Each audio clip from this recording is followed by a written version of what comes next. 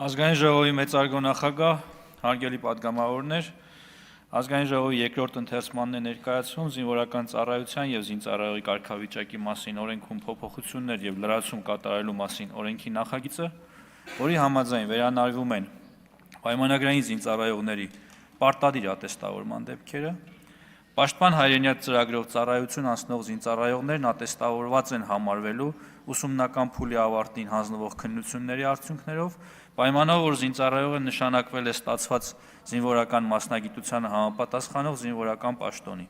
իսկ Հայաստանի Հանրապետության ռազմաուսումնական հաստատությունները ավարտած և համապատասխան սպայական պաշտոնին նշանակված զինծառայողներն ատեստավորված են համարվելու ռազմաուսումնական հաստատության ավարտական քննությունների արդյունքներով, երկու դեպքում էլ հավելավճարը հաշվարկվելու է պաշտոնի նշանակվելու օրվանից։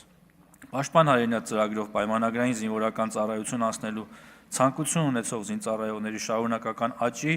և հնգամյա առաջին պայմանագրի ժամկետը լրանալուց հետո այդ զինծառայողների կողմից պայմանագրային զինվորական ծառայությունը շարունակելու նյութական մոտիվացիա ստեղծելու համար առաջարկում է առաջին պայմանագրից հետո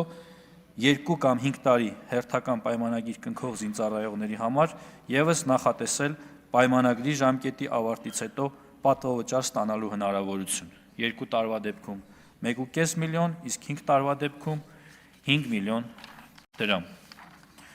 Հարգելի գործընկերներ, օրենքի նախագծի վերաբերյալ առաջին ընթերցման շրջանակներում Ազգային ժողովի պատգամավորների կողմից առաջարկություններ չեն ներկայացվել և կառավարության նախաձեռնությամբ փոփոխություններ չեն կատարվել, որի կապակցությամբ խնդրում եմ ընդունել ներկայացված օրենքի նախագիծը։ Շնորհակալ եմ։